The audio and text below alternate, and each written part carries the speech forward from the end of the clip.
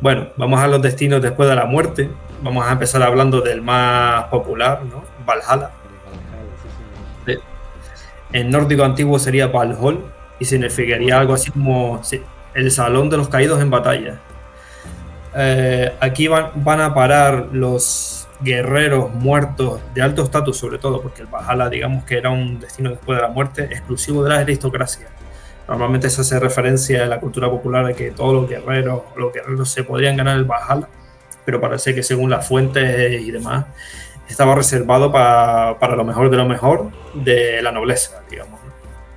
Entonces aquí en el Valhalla irán los guerreros que serán recogidos del campo de batalla por las valquirias, que para quien no lo sepa, las valquirias son seres femeninos psicopompos, recogerán o trasladarán a los muertos en batalla al propio Valhalla y están estrechamente, ayudan a Odín en esa tarea, digamos, ¿no? Es Y, como, por hacer una comparación, con el Hermes griego, ¿no? sí, exacto. De hecho, Odín es un dios psicópopo, dios de la muerte, y los propios romanos igualaron a Odín, al antiguo Odín, Wodaras, con el Mercurio romano, Con Mercurio. porque tendría ciertas similitudes en cuanto a eso, al dios relacionado con trasladar a los muertos al más allá, digamos, ¿no?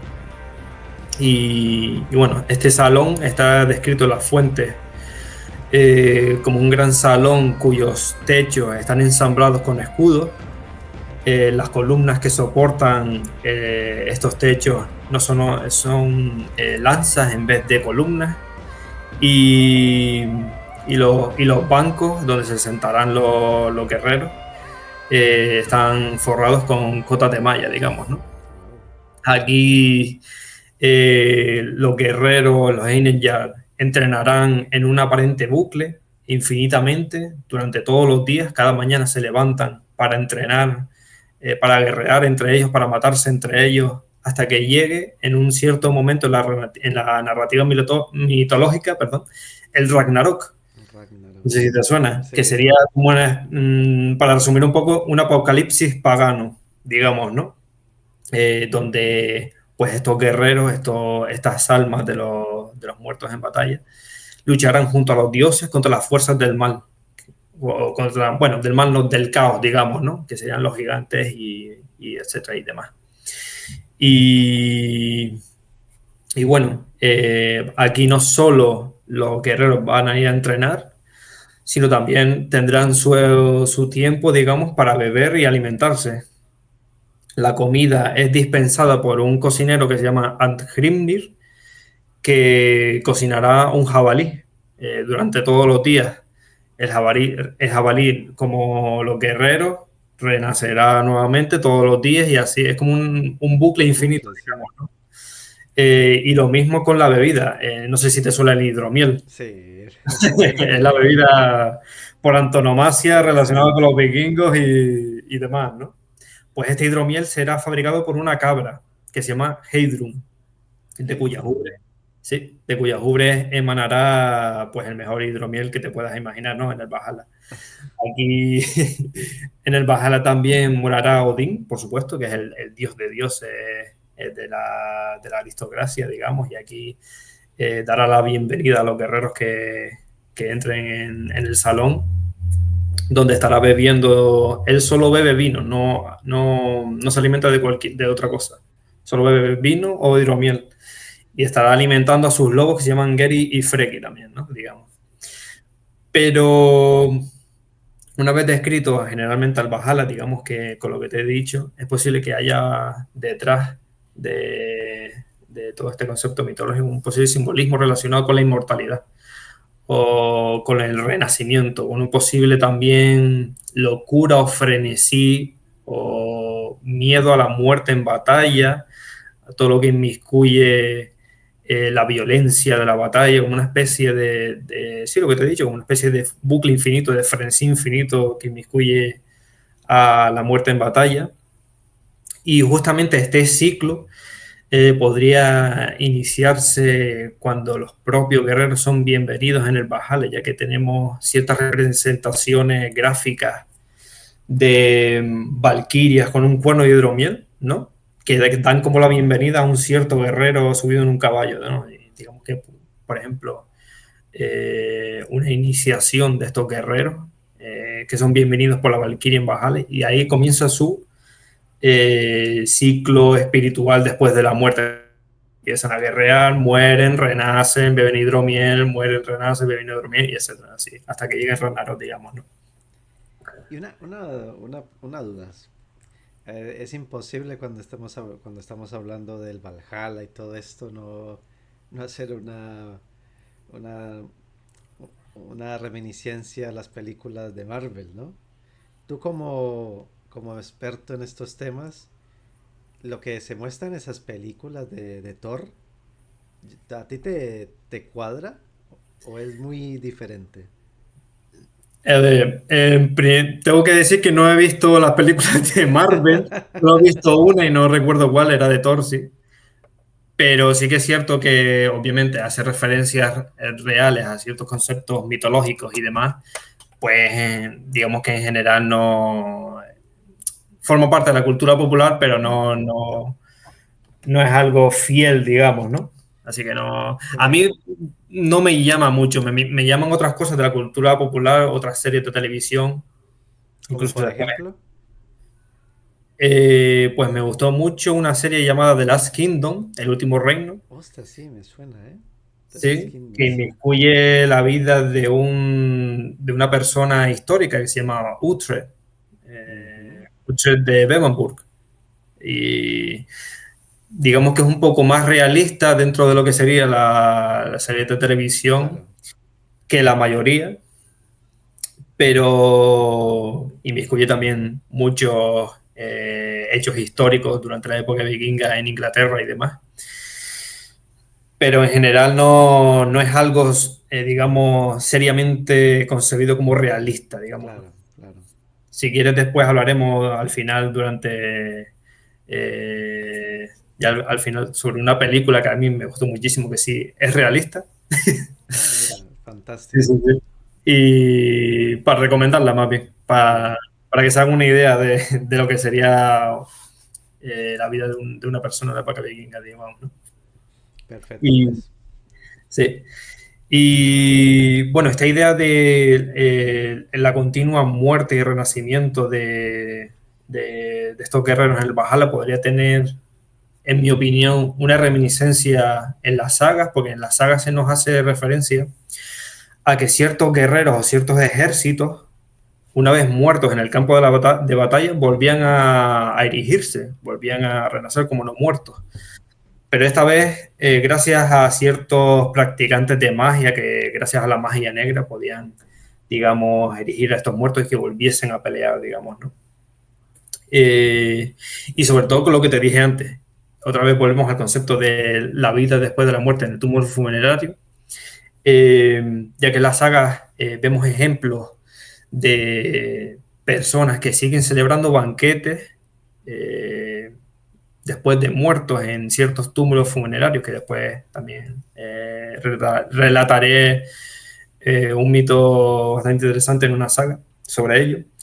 Y también se hace referencia a ciertos guerreros que están, o ciertas personas que están dispuestas a seguir luchando después de muertos en el propio túmulo también, como sería el Habui.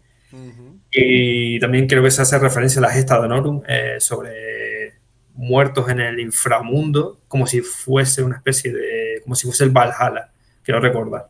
Que sigan luchando en el inframundo y el inframundo se iguala un poco a lo que sería la tumba, ¿no? O el túmulo funerario, digamos, ¿no? ujú. Y para terminar sobre el Valhalla, hay un filólogo alemán llamado Rudolf Simek, el cual utilizo mucha bibliografía sobre él en mi cuenta, la verdad. Eh, que él hace referencia a unas montañas en el sur de Suecia, quiero recordar que se llama, llamadas Valhall, donde según el folclore serían el lugar de descanso de ciertas personas, ¿no? Entonces volvemos al concepto que te acabo de explicar, el tema de seguir viviendo, de seguir, digamos, sí, seguir viviendo en el túmulo funerario, de alguna manera eh, se traduciría no como salón de los muertos en batalla en este caso, sino como roca de los muertos, ya que Haller significaría roca o montaña, digamos, ¿no?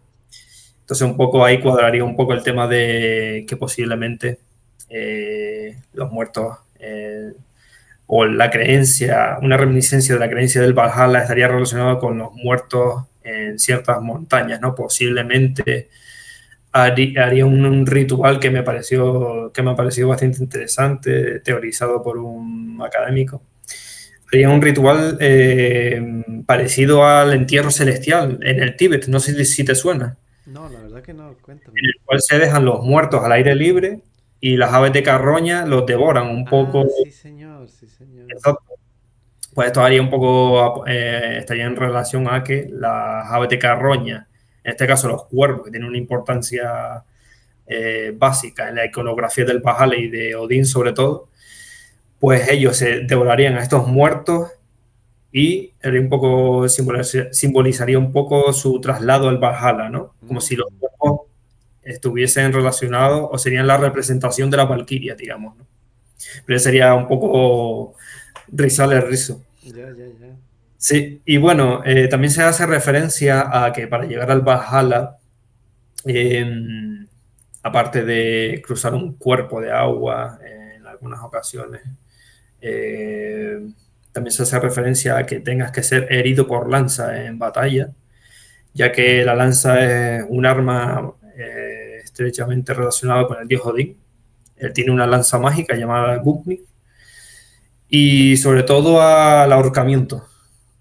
Aquí se pone un poco macabro porque Odín, en uno de los mitos más importantes que tenemos, él se cuelga de un árbol para entrar en una especie de iniciación chamánica y conseguir conocimiento. Él descubrió las runas, alzó las runas, que son el sistema de escritura de los germánicos. Y de esta manera, pues, se hace referencia a cómo sacrificar personas ahorcándolas sería como una ofrenda al dios Odín, digamos, ¿no? Fíjate.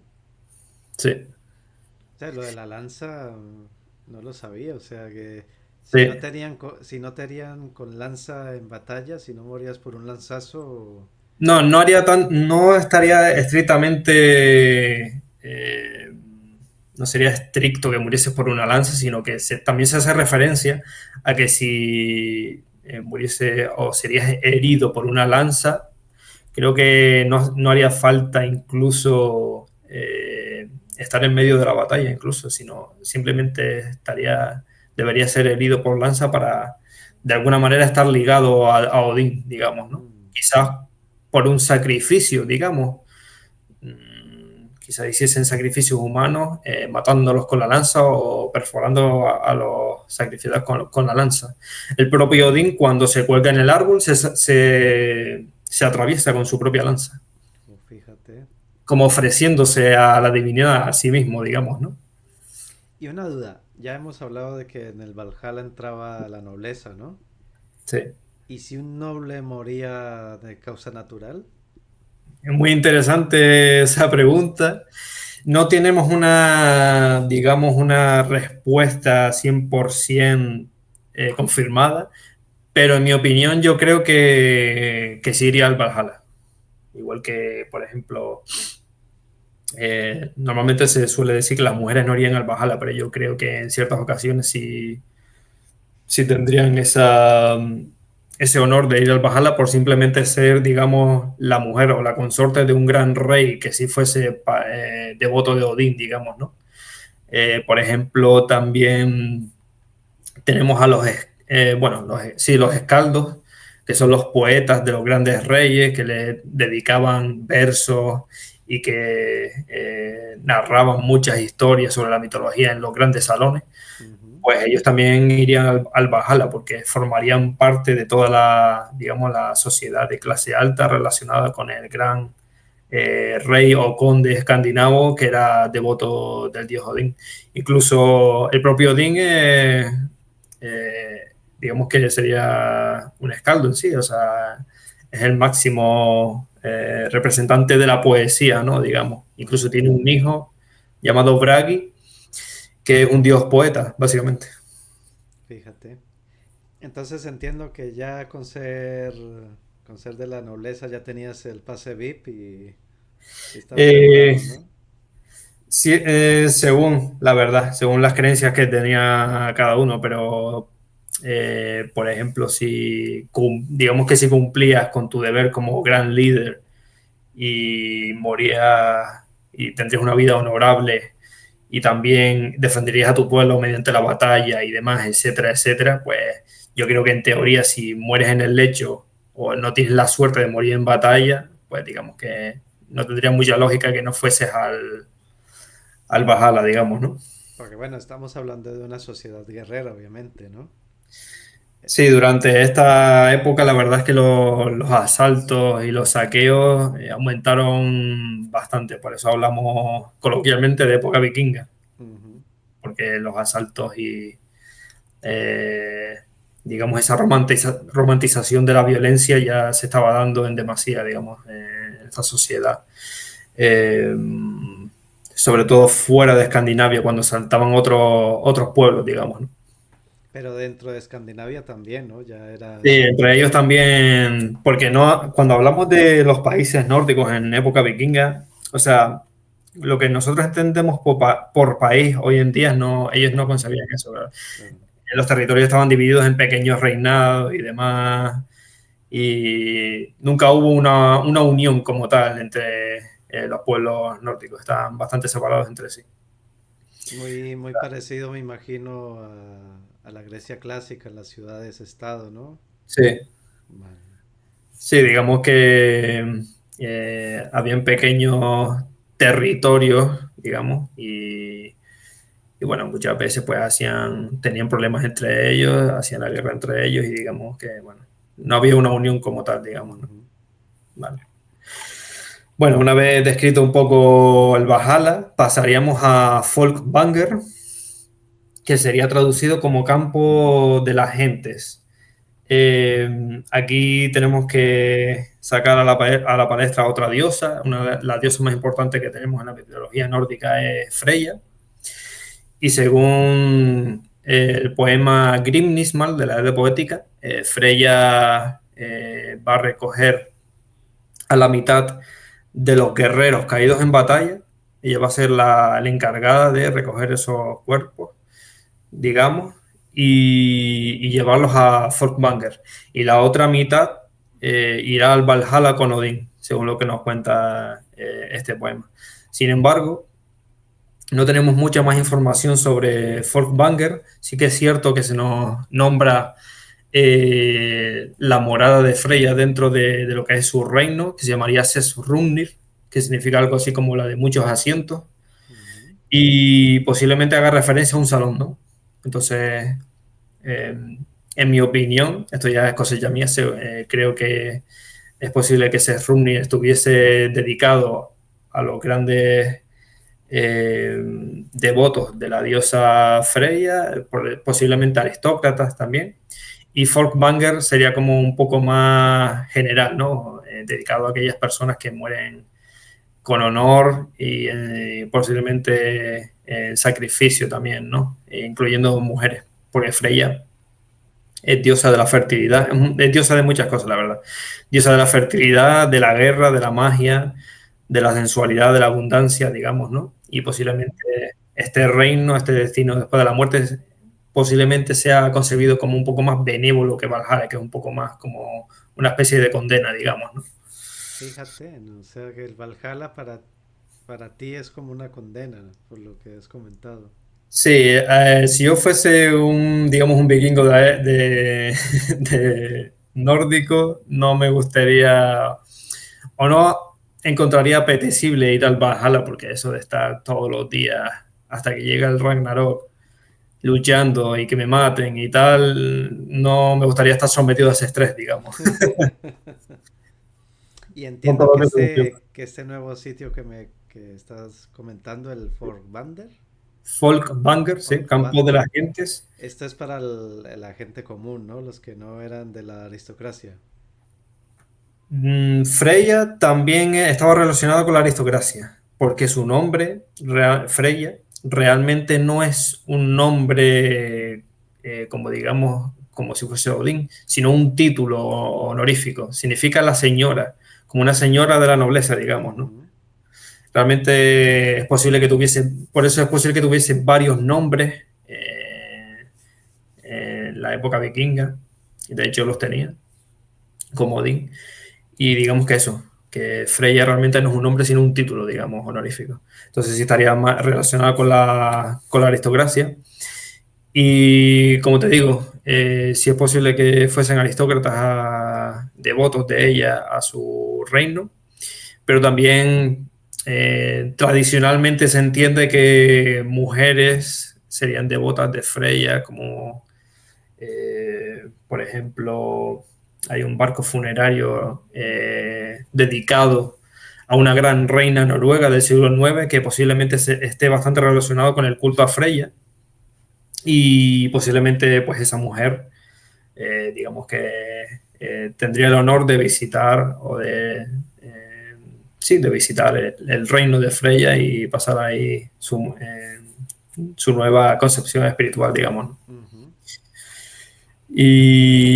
Pero también es cierto que Freya, como te he comentado, en el Grimnismal, como nos dice el Grimnismal, recoge a los muertos del campo de batalla, como las Valquirias. Y los académicos entienden que Freya posiblemente fuese la reina Valquiria, la gran Valquiria, ¿no? Digamos. Mm. Y, y que ella, pues también trasladase a los muertos no a Folkvanger, sino también al Valhalla, digamos, ¿no? Eh, de hecho, tenemos un poema llamado Hindruyot, en el cual, resumiendo bastante todo el simbolismo que hay detrás del poema, pues vemos como Freya es la que guía a un devoto suyo llamado Ottar hacia el Valhalla. Lo guía, el Ottar tiene forma de jabalí, porque el jabalí está estrechamente relacionado con el culto a Freya, Ujú. y ella lo montaría como simbolizando, yendo al Valhalla, como simbolizando que ella lo ayuda a llegar al Valhalla, como una especie de iniciación. Bueno, esto ya tiene muchos detalles en cuanto al poema y demás. Claro. Pero bueno, en resumen sería ese, que podría ser que también sería que ella fuese la encargada de llevar a los muertos al Valhalla también. Mira. Sí.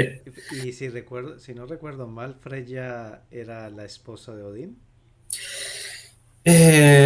Según las fuentes literarias, no recuerdo, bueno, sí, en alguna otra ocasión sí que se hace referencia, pero tradicionalmente se entendería que sí. Ujú. Realmente la consorte oficial de Odín es una diosa que se llama Frigg, Mm. pero hay una teoría, una corriente bastante interesante que afirma que tanto Frigg como Freya sean la misma diosa, digamos, ¿no? Como proveniesen de una antigua diosa más antigua, pues eso, una misma diosa, digamos, ¿no? Y ambas se separasen. Eh, Vale. sí. Y pues eso, sí, digamos que en un cómputo general podría concebirse a Freya como esposa de Odín, sí. Vale. Sí. Y otra duda. ¿A cuánto nos estaríamos remontando en el inicio de este culto a estos dioses nórdicos? Pues, como te dije antes, por ejemplo, tenemos a Tiwaz, que etimológicamente estaría relacionado con el dios Zeus y con el concepto del dios padre del cielo, digamos, ¿no? Que hay en tantas culturas, pues entonces estaremos eh, remontándonos pues, a tiempos indoeuropeos, en el caso de Tiwaz, ya haría ciertas reminiscencias del culto a arcaicos a estos dioses. Pero, por ejemplo, ya desde el siglo I ya nos cuenta Tácito, como te dije antes, de las deidades, sí, de las deidades proto-nórdicas o lo que serían después las deidades nórdicas en la época vikinga, como Odín, Wotanas, Thor, también Tyr, como te acabo de comentar. Y bueno, digamos que a partir de la edad del hierro tardía, que sería más o menos a partir del año 400 y pico, con la época de las migraciones. Yo creo que a partir de ahí se empezaría a formar un poco el inicio de lo que sería el panteón vikingo, digamos, ¿no? Ujú. Y sobre todo se terminó de formar, digamos, a partir del siglo IX, seguramente, o un poco antes. Entonces estamos hablando así a grandes rasgos desde el siglo primero con Tácito Sí, y y llegaría hasta más o menos el siglo XII, XIII, ¿no? durante los siglos XII o XIII ya estaba ya cristianizado prácticamente Cristianizado. todos los países nórdicos. A partir, yo creo, el periodo pagano ya termina, diría, con el año 1000 En 1000. más o menos.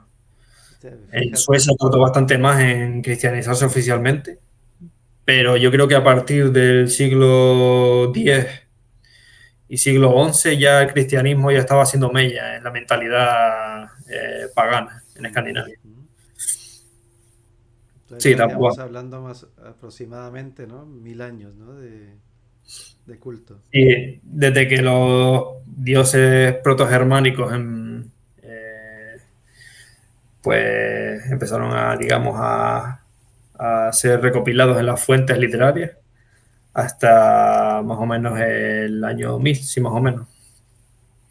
Fíjate, Sí. yo pensaba que había llegado un poco más allá, pero ya el siglo X, mira. Sí, a ver, como te digo, año 1000 y yo creo que también bastante más según qué regiones, ¿no? Pero digamos Ujú. que el cristianismo ya se oficializó en la mayoría de países a partir de finales del siglo X y siglo XI. Vale. Vale. Otro destino después de la muerte sería Bilskirnir. Realmente yo lo he incluido en esta charla como destino después de la muerte, pero realmente no se especifica como tal que sea de esa naturaleza. Pero esta es la morada de Thor, ¿vale? Bilskirnir se encuentra en Thrudvangur o Thrudheim, según la fuente, que sería algo así como campo de la fuerza o algo así, bastante representativo del dios. Ujú. Y se nos hace referencia a que Blitzkrieg tiene 540 puertas, igual Valhalla, por lo que es posible que también fuese quizás un destino después de la muerte, porque comparte esa referencia con el Valhalla. Y como sabemos, Thor es dios eh, de la fertilidad, aunque se lo representa normalmente como un dios bruto, un dios de la guerra. Ujú. No es dios de la guerra como tal, como sería Tyr o Odín. Es Dios, lo que sí es Dios protector de la humanidad, sobre Mm. todo como antagonista de las fuerzas del caos, de los gigantes. También es Dios del pueblo común, de los granjeros, de las personas, de la clase social que mantiene a la sociedad en general, digamos, ¿no? Ujú. Y también es Dios de los esclavos en general. Ah, fíjate. Sí. Y entonces posiblemente los esclavos, los granjeros y demás personas del pueblo común, de la sociedad común, pues tuviese esta concepción de la muerte relacionada con Thor, con estar en la morada de Thor después de haber muerto, digamos, ¿no? Entonces, sí, Fíjate, la imagen que yo tenía era eso, de un dios de la guerra. sí, pues no, no tiene nada que ver. Sí que es verdad que digamos que sería como el campeón de los dioses, como sería, por ejemplo, Hércules, ¿no? Mm. En Grecia. Y de hecho creo que los romanos lo comparaban con Heracles, ¿no? Heracles era el romano, ¿no? O era Hércules. Heracles, sí, era el Heracles, sí. Lo comparaban con Heracles. De hecho, Thor posee un martillo, al igual que Heracles posee un mazo, creo que era. sí, más o Y, y sí, es Dios que puede luchar, que es un campeón de los dioses, pero no es Dios de la guerra como tal, lo que inmiscuye a todo lo relacionado con la guerra para el pueblo, digamos, ¿no? Ujú. Está más relacionado con la abundancia, como como concepto, como Dios de la tormenta, ya que gracias a la lluvia de la tormenta, pues riega los campos y, y bueno, se relaciona un poco en esa parte con la abundancia de los campos y de la fertilidad, pero también con la virilidad, con el hecho de procrear y demás, eh, eh, la fertilidad humana, digamos, ¿no? Importante, ¿es hijo de Odín? Sí, Ah, bueno. sí, es hijo de Odín. De hecho, se hace referencia a ese hecho en los poemas escáldicos de la época vikinga, creo. Sí, Bueno, sí. entonces no íbamos tan desencaminados. Sí.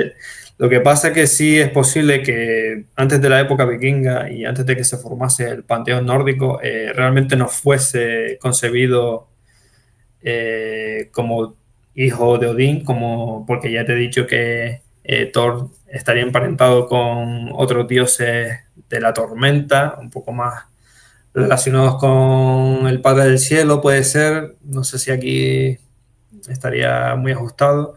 Pues posiblemente esté relacionado también con Zeus, con Ujú. Júpiter, con el Júpiter romano, con Pércunas también. Y, y bueno, seguramente que el hecho mitológico de que sea Dios hijo de Odín se formase a partir de la época vikinga, probablemente.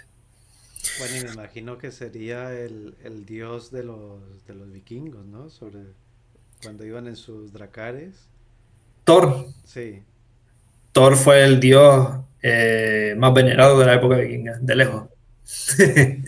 Sobre todo por lo que te acabo de comentar, al final el pueblo común, la Sí. gente común, pues era la que los más, digamos, la más, no me sale la palabra ahora, lo que es, inmiscuían la gran población de la época vikinga. Al final Ujú. la casta guerrera era mucho menor en comparación, Claro, digamos. claro. Eh, pero sí, digamos que es un dios y sobre todo también por su concepción como dios protector de la humanidad, claro. Vale. Aquí ya yo creo que podríamos entrar ya en el inframundo. Vamos allá. El inframundo en la mitología nórdica es llamado Hel, eh, y según Snorri Sturluson en su Edda, aquí van a parar aquellas personas que murieron de una manera no honorable, digamos, muertos en el lecho o por enfermedad. Y también, Hostias. sí, y también aquellos que fuesen, digamos, que tuviesen una vida mala, digamos, ¿no? Que fuesen asesinos, que fuesen perjuros, infieles y demás, ¿no? Eh, Se nos describe al Hel como un sitio conformado por diferentes salones y una valla protectora también, ¿no? También está separado de los otros reinos del mundo de los vivos, digamos, en general, por un río llamado Kiol y un puente que une tanto o que está sobre el río, obviamente, llamado Gjallarbrú. Y justo en ese puente hay una giganta llamada Modgut, la cual certificará que aquellos que intentan entrar en el inframundo cruzando el puente estén realmente muertos, digamos, ¿no? Que tengan el color de los muertos, digamos, ¿no? Para que no entrase nadie que no estuviese realmente muerto, claro, como es el Ujú. inframundo, el reino de los muertos, digamos, pues tiene una tarea bastante importante, digamos, ¿no? Ese era el Caronte entonces, ¿no? El equivalente más o menos. Eh, No, no porque ella lo que hace es proteger, digamos, o Ah, a vale. jugar como guardiana, digamos. Ella simplemente está ahí, en el puente, y certifica quién está muerto y quién no. Porque en la narrativa mitológica hay varias ocasiones en las que seres que no están muertos intentan entrar al inframundo. Entonces tienen una especie de charla con Modgut y demás, etcétera, digamos, ¿no? Porque no. Claro, si estás vivo, pues, ¿qué haces aquí, digamos, ¿no?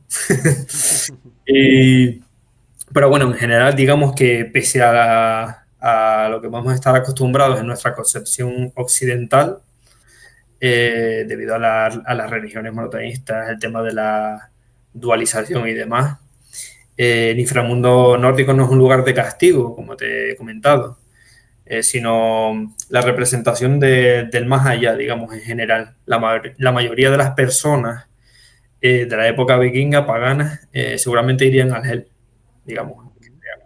El mundo de los muertos, y más un sitio más neutral de lo que nos dicen las fuentes cristianas. En este caso es Norris Sturluson, que hace un poco la dualización de equiparar a Hel con el infierno cristiano, digamos, un poco, ¿no? De hecho, hay un dios muy importante en la mitología nórdica que se llama Balder, el cual muere y visita la mansión en el inframundo de la diosa que tiene el mismo nombre, Hel. Es la representación de un poco la personificación del inframundo. Y él ahí no es castigado ni sufre ni nada. Él cena ahí en el salón de Hel, cena con ella y poco más, ¿sabes? No, está ahí un poco neutral, digamos, ¿no? Y digamos que esta concepción de que Hell sea el destino después de la muerte más usual se nos especifica en las sagas, ya que yo creo que es más usual que aparezca Hell en las sagas nórdicas que Valhalla, por ejemplo. Valhalla aparece bastante poco. Ah, mira. Y, y es usual que alguien que esté, por ejemplo, muy enfadado y quiera matar a otra persona, posiblemente te diga, te voy a mandar al Hell.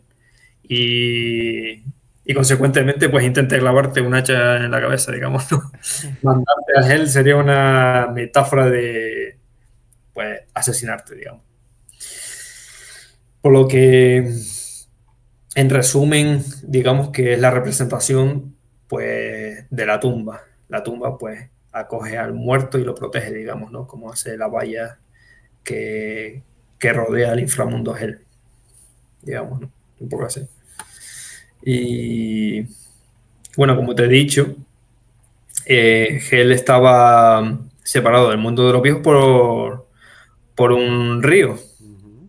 Y es algo bastante importante porque se nos hacen muchas referencias a que para llegar al mundo de los muertos tengas que cruzar un cuerpo de agua, digamos, ¿no? O incluso ahogarte, digamos, posiblemente también.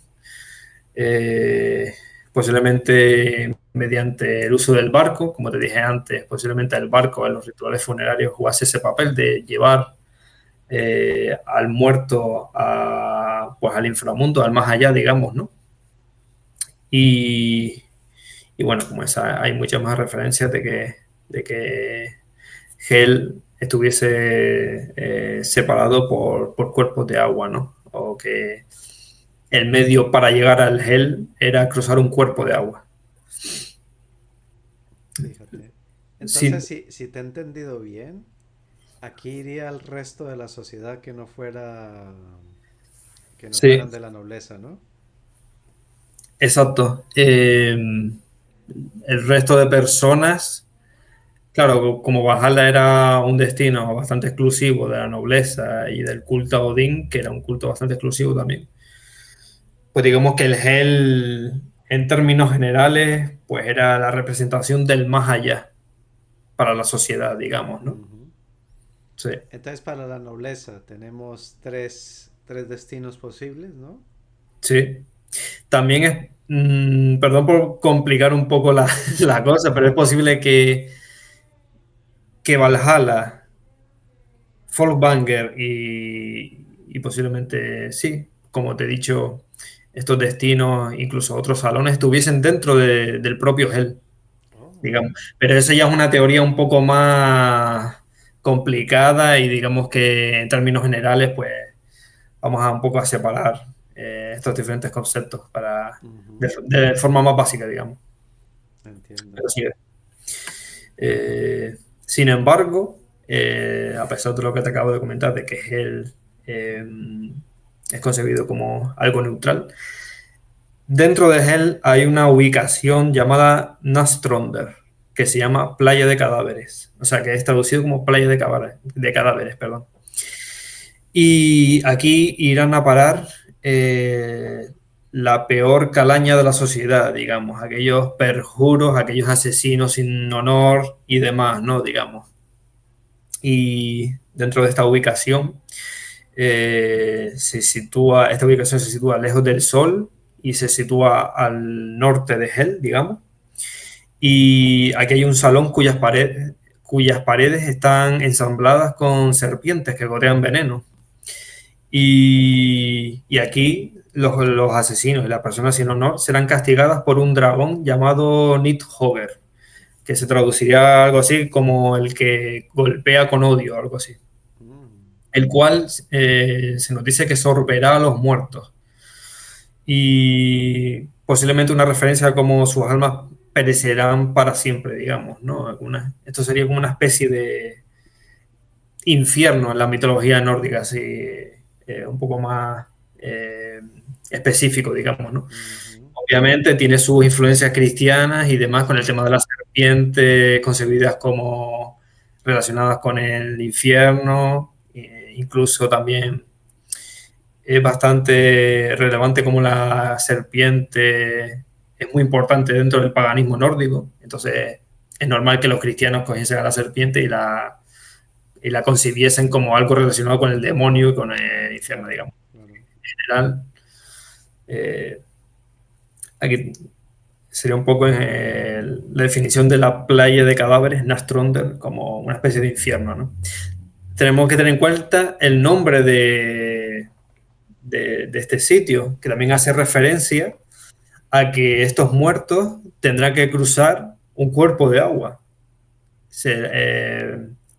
Naufragarán en la playa de cadáveres, vendrán del mar, digamos, ¿no? Ujú. Entonces, nuevamente, otra referencia a que hay que cruzar un cuerpo de agua para llegar al inframundo, digamos, ¿no? Mira. Entonces, si me quedé con la idea, el Hell en general era un sitio donde no necesariamente te iban a castigar, era simplemente donde ibas a estar en el inframundo, ¿no? Sí, la muerte La general. muerte. Y la playa de los cadáveres sería ahí sí donde los que hayan tenido una mala vida, por así decirlo, recibían su Sí, castigo. sí. Nastronder, que sería playa de cadáveres. Nastronner. Exacto. Según las fuentes, sería un lugar de castigo, digamos, ¿no? Pero, como he dicho, hay que ponerlo un poco en cuarentena, ya que Claro. fue escrito y reinterpretado por los cristianos y demás, ¿no? Vale. Realmente, un destino después de la muerte que se ha concebido como un castigo no es algo muy usual en la conciencia y la mentalidad pagana, digamos, ¿no? Vale. Pero bueno, que podría suceder. Bueno, un poco hablando del tema de los cuerpos de agua para llegar, cruzar cuerpos de agua para llegar al inframundo. Hay varios otros destinos de la muerte que también hace referencia a eso, pero el concepto general, por ejemplo, en la arqueología, durante la Edad del Bronce, finales de la Edad del Bronce y principios de la Edad del Hierro temprana, a principios de la Era Común también, observamos ciertos indicios de cuerpos de agua, los cuales eran objeto de sacrificios, incluso humanos, o de objetos, tesoros y demás. Se han encontrado un montón de registros arqueológicos en pantanos que están relacionados con el tema de, pues, el agua, obviamente, y turberas, en los que se han encontrado restos humanos, sacrificios humanos y sacrificios de objetos y demás, y sería un poco una reminiscencia de que estos sitios, emplazamientos relacionados con el agua serían concebidos como localizaciones liminales entre el mundo de los vivos y los muertos, digamos, ¿no? Ujú. Ofrecidos a la divinidad, digamos. Y justamente en las fuentes literarias, el historiador romano Tácito en el siglo I nos cuenta sobre una diosa germánica llamada Nerthus, la cual para él era según su interpretación, era la madre de una madre tierra, digamos, ¿no? Madre de la tierra. Y esta diosa tenía un carro, ¿vale? Y este carro se paseaba entre las diferentes comarcas de lo que hoy sería Dinamarca, si quiero recordar, y era conducido por los diferentes sacerdotes de la diosa, digamos, ¿no? Estaba tapado por un manto y hacía su recorrido por las diferentes comarcas o regiones para repartir la fertilidad, digamos, era una diosa de la fertilidad. Pero justamente cuando el carro volvía al sitio de origen del culto de la diosa, el cual era una isla en medio del mar, Ujú. seguramente la isla de posiblemente Zelandia en Dinamarca o Fionia, eh, allí había un gran lago, ¿vale? Donde los esclavos lavaban, los esclavos de la diosa, del culto de la diosa, lavaban el carro, ¿no? En el lago, junto con su manto, y una vez lo lavaban, estos esclavos eran sacrificados en el propio lago, eran ahogados en el propio lago. eh, y se cree que posiblemente fuesen después de haber muerto sirvientes en el otro mundo de la diosa un poco, ¿no? Mm. Volvemos un poco a lo que he dicho antes, el tema de cruzar cuerpos de agua, morir en el agua para llegar a los reinos de ciertas divinidades o al inframundo, digamos, ¿no? Y justamente este concepto, como ya he dicho, eh, se preserva en la literatura islandesa en la Edad Media con Hel, pero también con otros dos destinos más. Uno es Fensalir, que significaría algo así como estancias de la ciénaga, otra vez haciendo referencia al tema de los pantanos y demás, y sería la morada de la diosa Frigg, al igual que Nersus, una diosa que también no es digamos que no es madre de la tierra, pero digamos que una diosa madre, ¿no? Digamos. Otra diosa relacionada también bueno, con ser la consorte de Odín, digamos, y posiblemente también con el amor y demás.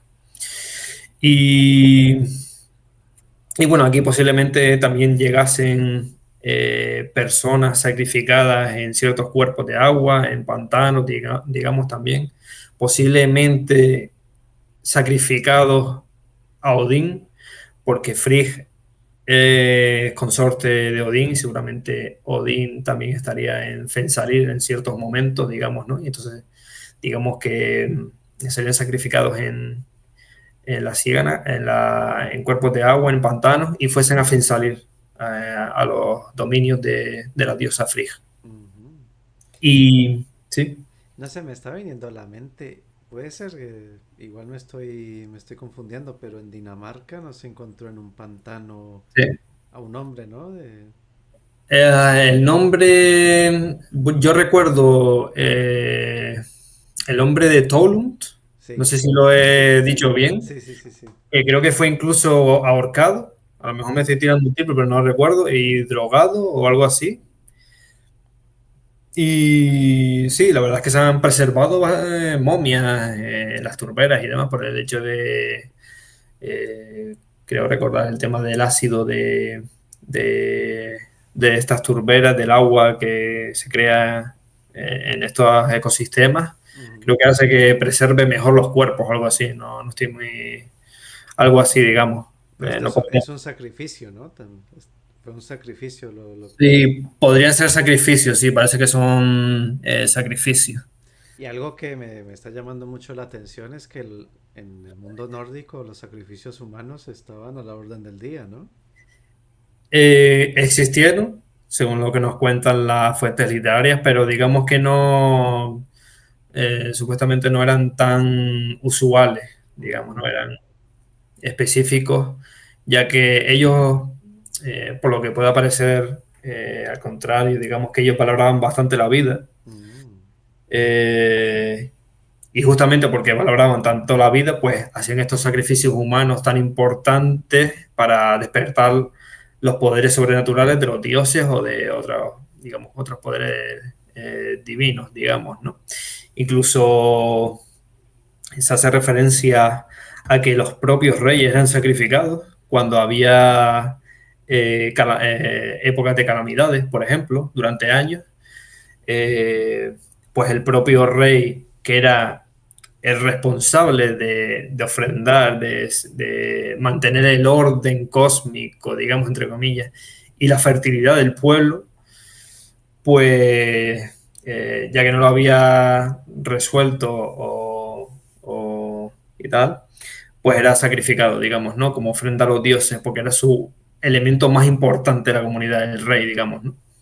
¿Y te suena algún rey así en un nombre? Sí, justamente hice un post hace poco sobre que nombré a un rey llamado Domaldi. Domaldi.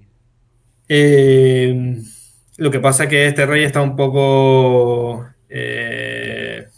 no se puede saber si existió en realidad la saga en la que aparece, es semi legendaria, digamos, y digamos que no puede saber si existió en realidad, pero sí el concepto este de que posiblemente los reyes fuesen sacrificados durante la época vikinga temprana, digamos, ¿no? En esta saga se dice que eh, las hambrunas y las calamidades duraron 3 años y al tercer año el rey, pues, el pueblo se reunió en un templo, creo, en el templo de Uppsala, en Suecia, y decidieron que, pues, la idea era, pues, sacrificar al rey para que a ver si las cosas cambiaban un poco, ¿no? Digamos, a mejor. Wow. Sí, Esto es un y concepto nuevo. O sea, normalmente los sacrificios eran pues, la gente del común, ¿no? Pero ya la nobleza, un sí, rey. sí, es bastante curioso, sí, Sí, pero sí. tiene su lógica, digamos, ¿no? Ujú. Eh, la verdad es que, bueno, en la propia saga también hay un sacrificio de otro rey, la saga de los Inlingos, por cierto, que no la nombré, eh, que es un linaje semilegendario de Suecia fundado por un dios llamado Freyr, ¿vale? Entonces, en esa saga también creo que se hace un sacrificio por ahorcamiento, creo recordar, en honor a Odín, digamos. Pero, uff, no. Sería tirarme un triple porque no lo recuerdo muy bien. Pero algo así sucede, digamos. O lo queman o algo, ¿sabes? Pero bueno, el concepto de matar al rey para ver si la suerte del pueblo cambiaba. Ujú. Digamos, pero digamos que no, esta idea, digamos que no estaba 100% confirmada. Realmente es posible que lo matasen por otras cuestiones, posiblemente porque simplemente el rey no funcionaba. Ese rey no propiciaba, digamos, lo que se le requería y simplemente lo deponían, digamos. Un rey impopular y se buscaban ahí Sí, la excusa y adiós. sí, sí, exacto, como eran, si esta teoría es cierta, el tema de la realeza sagrada, digamos que los propios reyes eran representantes o medios de comunicación entre el pueblo y la divinidad, o incluso descendientes de los propios dioses, como se hacen muchas referencias a Freyr y a Odín, pues tenían esa tarea cosmológica tan importante de proveer de toda la buena suerte al pueblo y que todo el orden se mantenga, digamos, ¿no? Ujú. Sí. Y bueno, aparte de Fensalir, como lo dije antes, hay otro destino después de la muerte muy parecido, que posiblemente sea el mismo, llamado Sok Babeker, que sería algo así como una localización también relacionada con cuerpos de agua, significaría algo así como banco hundido, como una especie de pantano, ciénaga o relacionado también con el mar. Y esta será la instancia de una diosa llamada Saga, y las fuentes nos dicen que aquí Saga beberá y disfrutará de un banquete junto a Odín nuevamente. Por lo que es posible que Sokvabeker y Fensalir prácticamente sean lo mismo, que Saga y Frigg posiblemente sea la misma, que Saga sea otro nombre para Frigg, digamos, ¿no? Ujú. Y posiblemente aquí también irían aquellas personas sacrificadas en pantanos o simplemente devotas de la diosa Frigg, posiblemente, pero eso ya son teorías y conjeturas, digamos, ¿no? Vale. Otro destino después de la muerte, que este es un poco más interesante que los dos anteriores, este sería literalmente el lecho marino. ¿Y cómo se llegaría ahí? Pues básicamente muriendo ahogado en el mar. Se nos cuenta en las sagas que aquellos marineros que mueran ahogados en el mar llegarían a la estancia de la diosa Ran, que es la diosa que personifica la parte más maléfica del mar, digamos, el mar enfurecido, digamos, ¿no? El que está también influenciado por la tormenta, digamos, también, ¿no? Y se hace referencia en las sagas como, a cómo morir ahogado sería una metáfora para designar o acabar en los brazos de Ran o en su lecho, digamos, ¿no? Ya que Ran tiene la capacidad de atrapar a los marineros que acaban en el mar ahogados con una red, digamos, de pesca, y se los lleva a su reino. Y la verdad es que, bueno, eso sería lo que nos dirían las fuentes. A mí me parece algo bastante terrorífico. Yo creo que es el destino más De todos terrorífico, en los mi que has opinión. dicho, sí, Sí. sí. Y, y aquí podríamos introducir una nueva creencia que la verdad es que no se ha estudiado mucho por los académicos, ya que es un poco extraña y un poco, digamos, macabra. Y digamos que para los nórdicos es posible que la muerte en ciertas ocasiones sea concebida como la unión sexual de un hombre y una mujer. Esta mujer sería una diosa de la fertilidad, digamos. En este caso, Ram, por ejemplo, eh, aquellos hombres que mueran ahogados acabarán en el lecho de Ram. Se dice así específicamente, literalmente, la fuente acabará en su cama. Y esto también sería lógico que pasase también con el tema de las valquirias, Ujú.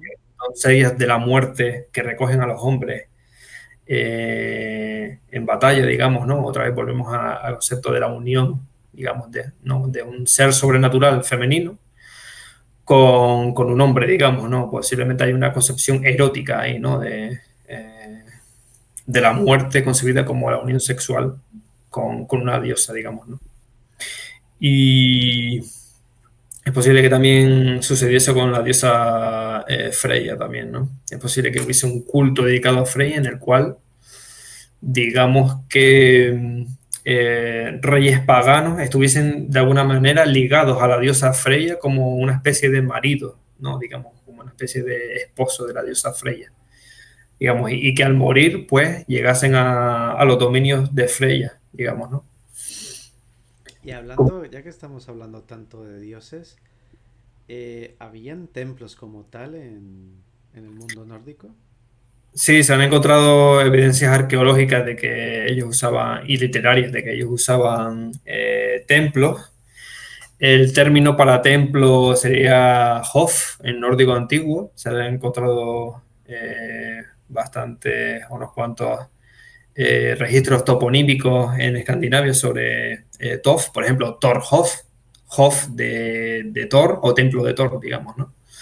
Entonces, y también se han encontrado pues edificios cúlticos, digamos, en Escandinavia que estarían relacionados con ciertos dioses o con el culto a ciertos dioses.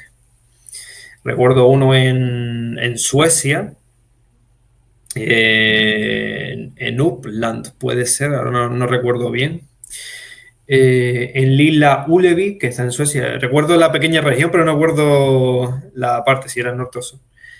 Y encontraron una especie de templo o edificio cúltico, digamos, dedicado a un dios llamado Uller, digamos, posiblemente porque, digamos que se hacían mucha referencia arqueológica a ciertos anillos, digamos, ¿no?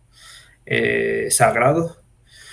Y en la mitología sabemos que Uller estaba bastante relacionado con anillos de oro, con anillos para jurar o para hacer juramentos a la divinidad y demás, ¿no? Entonces, sí, en general, sí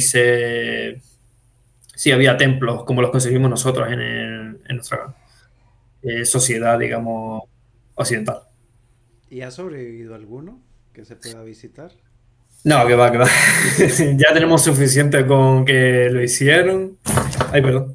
Y, y eso, que no se puede Mm, visitar ninguno porque básicamente el cristianismo, pues, lo hubiese destruido o lo destruyeron, digamos, ¿no? vale. Para erradicar las creencias paganas, digamos. Mm, Y ahora pasaríamos a otro destino después de la muerte relacionado también con el mar, nuevamente.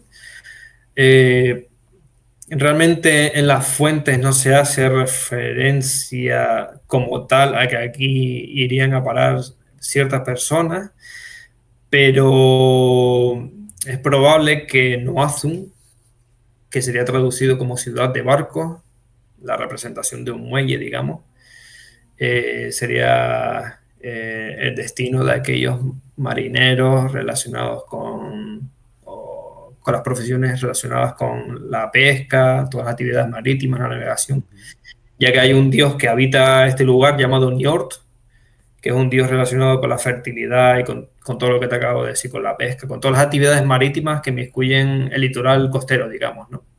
Y, y es posible que aquí acabasen, después de morir, pues estas personas como comerciantes también, digamos, ¿no? Eh, y como te acabo de decir, navegantes, pescadores, etcétera. Y después tendríamos a Helgafell, el cual únicamente se hace referencia a este destino en una saga, ¿vale?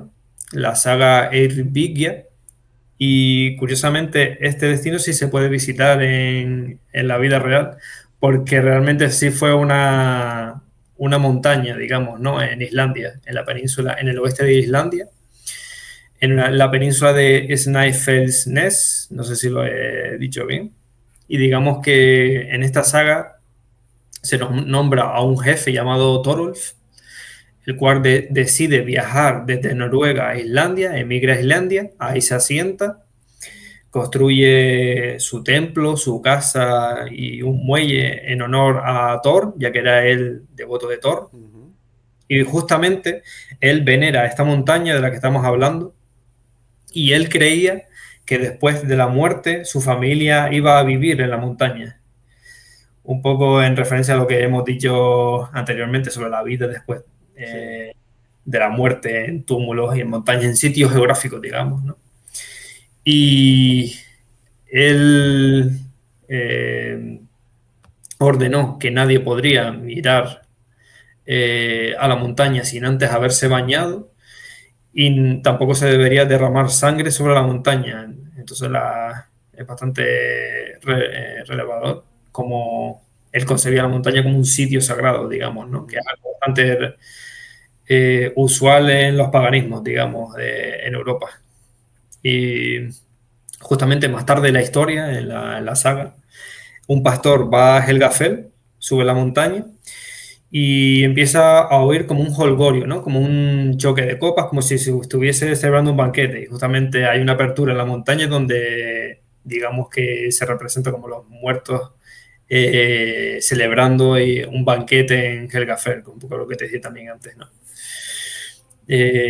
Los antepasados de Thorolf ahí seguían disfrutando después de la muerte de un banquete en la montaña, dentro de la montaña. Y eso sería Helgafell. Y nos quedan Odinsaker, ¿vale? Y Gleisisvellir. Odinsaker se traduciría como campos de la inmortalidad. Campo de la inmortalidad. Campos de la inmortalidad, sí. Ujú, Aparece en el género de las sagas más tardías de los siglos XIII y XIV solamente, como una especie de pseudodestino con propiedades curativas, digamos que, y como una especie de también en ciertas sagas de localización geográfica en el mundo real, digamos, ¿no?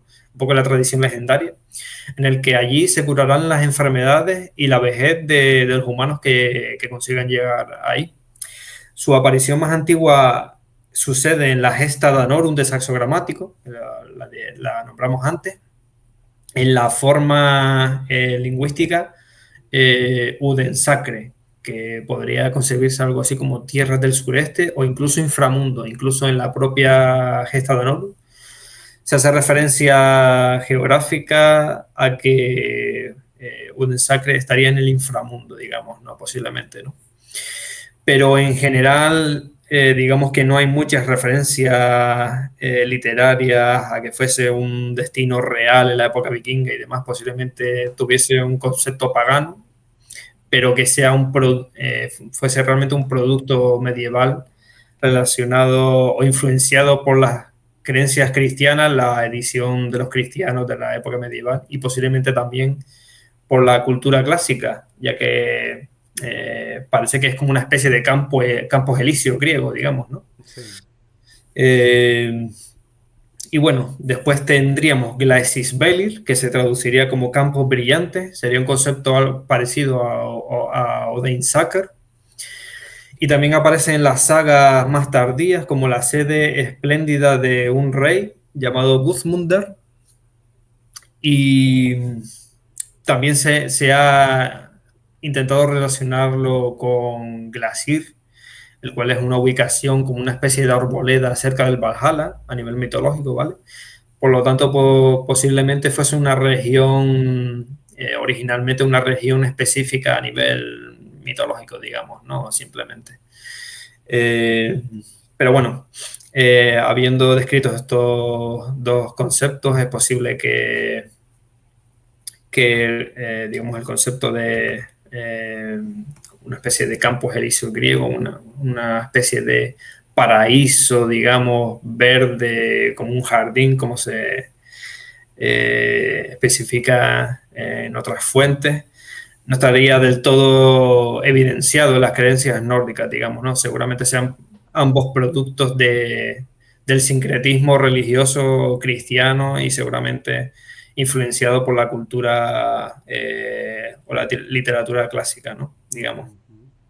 Pero sí que es verdad que, como dijimos antes, Folkvanger posiblemente sea el destino más relacionado con una especie de paraíso o una especie de destino más benévolo.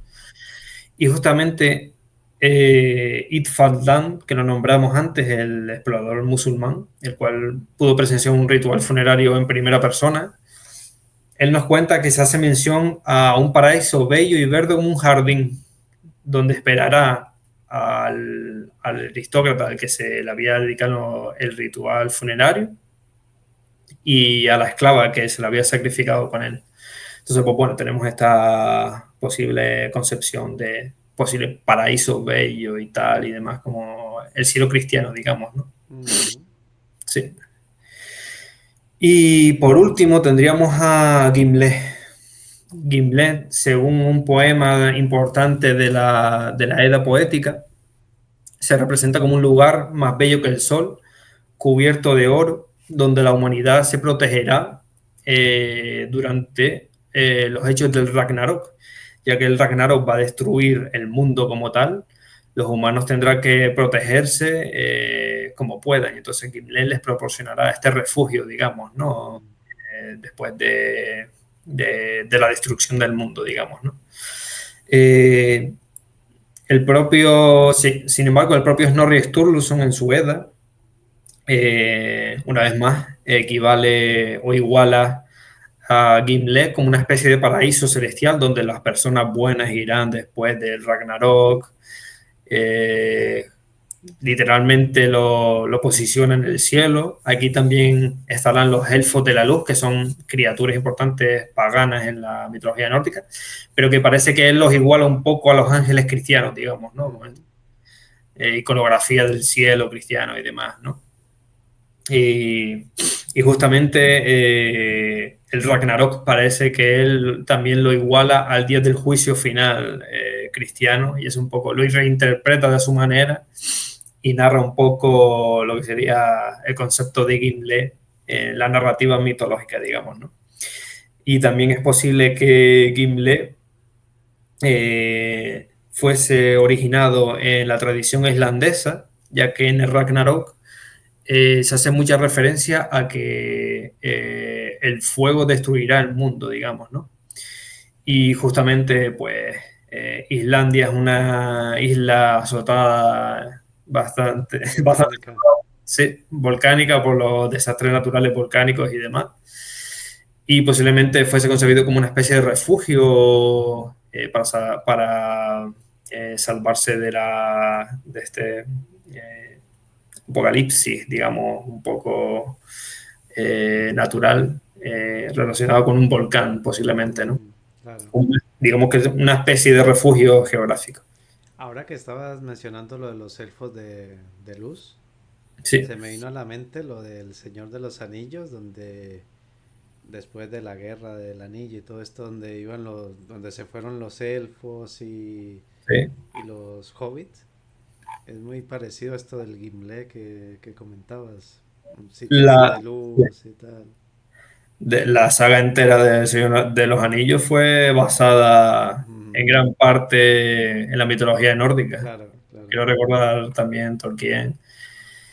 Se basó en una obra llamada Beowulf, Ah, hombre, sí, famosísima.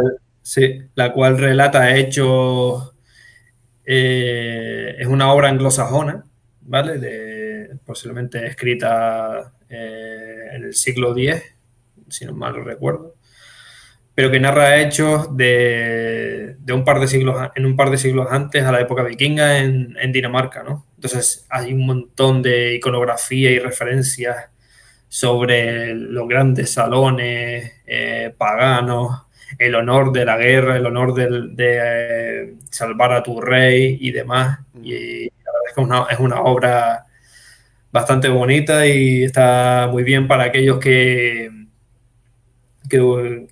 idealicen o romanticen un poco esa camaradería de los antiguos germánicos, ¿no? Un poco esa eh, conciencia, digamos, esa fortaleza en la guerra, digamos, esa romantización de cómo ellas eran tan finos también en cuanto a sus ropajes, en cuanto a su ideología, una ideología muy rica en cuanto a su mitología y su religión. Y la verdad es que estaban muy bien, la verdad. mm. Si no recuerdo mal, hace muchos años, pero te estoy hablando mínimo 15 años, sacaron una versión animada de Beowulf. Creo que fue de las ¿Sí? primeras películas animadas que sacaron. No, a ver, sí, Beowulf, sí se hace mucha referencia a Beowulf en los videojuegos y en la cultura popular en general, porque es una de las obras más importantes Mm, a nivel germánico, anglosajón. Y la verdad es que se hace mucha referencia a lo que la gente le llama la atención, que es el tema de los grandes guerreros vestidos con sus ropajes tan ricos, sus armaduras y demás, su lucha contra dragones, contra monstruos, sí. los grandes salones donde el rey socializa con sus hombres y demás. Y hay mucha iconografía arqueológica que refuerza que estos conceptos literarios existieron de verdad, digamos, ¿no? Se han encontrado cascos preciosos, armaduras increíbles, demás. Después tenemos las creencias en diferentes criaturas que también eh, coinciden con la narrativa del Beowulf y está muy bien, la verdad. Vale, y de todo lo que hemos hablado, que ha sido bastante extenso y muy bien llevado por ti, ¿tú qué libro recomiendas para iniciarse en este mundo? Mira, justamente iba a traerme unos libros de la estantería, pero finalmente no los recordé, lo siento mucho, para mostrarlos aquí en primera persona. Pero yo creo que una idea básica de los mitos nórdicos se representa muy bien en el libro de Neil Gaiman. Los mitos nórdicos se llama. Ujú, No, mitos nórdicos, lo tengo ahí, pero creo que es mitos nórdicos. Y si ya te interesa un poco más por el tema académico, el libro con el que empecé yo está bastante bien. Mitología nórdica de Enrique Bernardes, de la editorial Alianza, editorial, ok. Y también voy a recomendar a otro autor que se llama Javier Arries, ¿vale? Que tiene dos libros, uno llamado religión y magia nórdicas, algo así, ¿vale? Y Espíritus y seres de la mitología nórdica, otro. Son Vale. libros de 10 para empezar, porque recopila un montón de información en pocas páginas y están muy bien ensamblados, muy bien escritos. Y la verdad es que, sobre todo, Espíritus y seres de la mitología nórdica está muy, muy interesante y muy bien llevado, digamos, ¿no? Vale, y a Magia nivel... y religión nórdicas. El Perdón. primero que me acordaba. Magia y religión nórdicas, que no me acordaba del título. Del primero. Y a nivel audiovisual, ¿qué recomiendas? Así una Así serie. decíamos. Pues yo creo que si quieres ver algo, digamos, serio y realista, eh, no te queda otra que ver la película The Northman, El hombre del norte, Mm, dirigida por Robert Eggers, el director de La Bruja, si no me equivoco, y El Faro. Y yo sinceramente, yo fui al cine la primera vez cuando se estrenó, creo que fue en mayo de 2022. Ahí yo no tenía tantos conocimientos como tenía ahora, pero yo me quedé flipando porque es como si estuvieses leyendo una saga medieval ambientada en la época vikinga. Tiene muchas referencias, visualmente te transporta a esa era tan oscura, tan impresionante a nivel pues bélico, digamos, un poco los infortunios que corren un príncipe nórdico, ¿no? Eh, y la verdad es que está muy, muy, muy bien, porque está muy bien representada y yo la considero realista, la verdad. de Norman, ¿no? De Northman, sí. El hombre Perfecto. del norte en español. Y bueno, yo no podría irme sin un videojuego. ¿Cuál recomiendas tú? Aquí seguramente me ganaré detractores, porque a mí me gusta mucho, justamente tienes la camiseta Assassin's Creed Valhalla. Es cierto que tiene eh, muchos, digamos, incongruencias a nivel histórico y a nivel, digamos, visual también no es, digamos, muy fiel, pero a mí, sinceramente, no sé por qué, me gustó bastante, la verdad. Me pareció, en cierta manera, inmersivo. Tiene muchas referencias, ya sé cómo son los juegos de Assassin's Creed, son tienen bastante contenido y demás, tiene varios DLCs y demás. Pero yo te recomendaría el God of War de 2018 y el siguiente, el de 2022, la verdad. Eh, Más que nada por el nivel de juego que es, digamos, ¿no? A nivel de todo, audiovisual, historia, jugabilidad, etcétera. Me parece una maravilla, la verdad. Y Sí. bueno, ya para aprovecharme ya al máximo, algo de música, sí, porque tengo entendido que música, así, rollo, por ejemplo, yo escucho mucho el metal folk, así, de este Sí. tipo. ¿Qué banda sí recomiendas que te guste? Pues mira, normalmente la más popular yo creo que es Wardruna, en la cual Mm, toca el vocalista es Einar Selvik, que es una eminencia en este mundillo, digamos, ¿no? Tiene una voz increíble y unos temas, pues bueno, espectaculares, muy bonitos también. Pero yo últimamente estoy escuchando bastante Geldir, Geldir.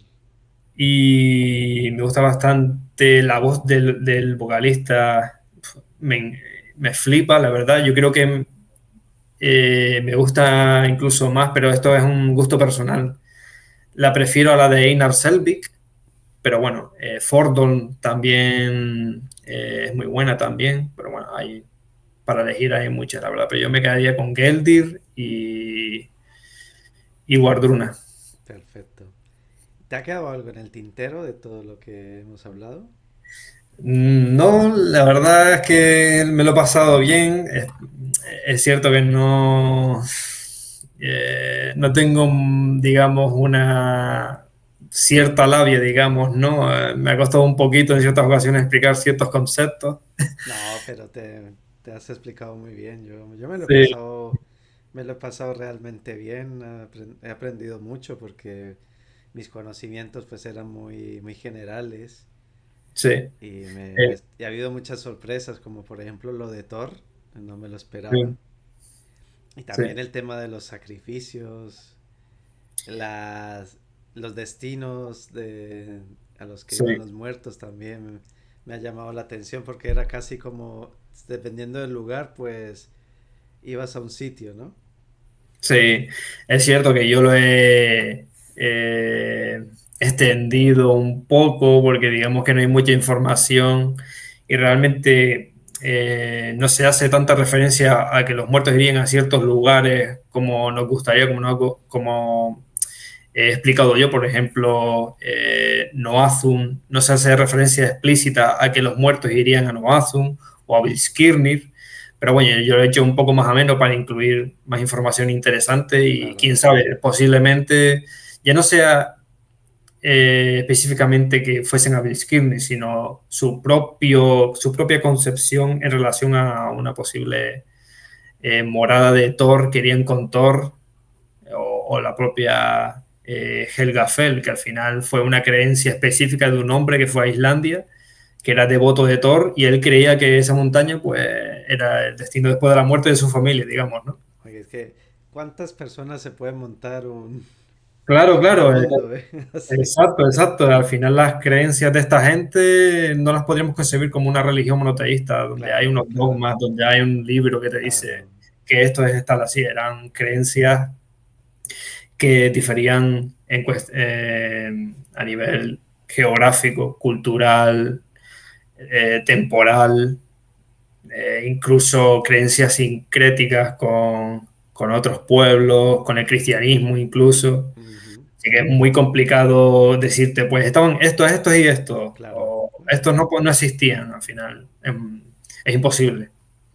Oye, pues muy agradecido por haber venido este día a iluminarnos, porque esa es la palabra, iluminarnos, con este conocimiento de los nórdicos que quizás no es tan conocido como lo típico de los vikingos, pero hemos visto que hay mucho más en la cultura nórdica, mucho más allá de los vikingos.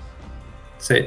Y, sí, es que básicamente los vikingos formaban una parte pequeña de lo que sería la sociedad escandinava de esta época, entre los siglos 8 y 11 más o menos, digamos. Aunque hay que decir en su favor que ayudaron a expandir, ¿no? Sí, claro, claro, claro. Por eso es un gran fenómeno, se ha aprendido hasta esta época, digamos, ¿no? El fenómeno vikingo pues ha ayudado mucho, incluso también después en la cultura popular, en las películas y series. Exacto. El hecho de que se los considera como saqueadores y demás y que fueron grandes exploradores, ¿no? Sí. Digamos. Bueno, que Sí, llegaron hasta Canadá, ¿no? sí. A finales el año 1000 creo que era, o bueno, finales del siglo X. Se cree, según las sagas, que llegaron a Canadá y montaron ahí una pequeña población, digamos, pero no duró mucho. Eso, eso fue lo malo, ¿no? Sí, bueno. Pero bueno, se nos atribuye a nuestro país Eso que sí. tenemos para Occidente. Pues amigo Ismael de Ancient Serpent, muchas gracias por haber venido Muchas gracias.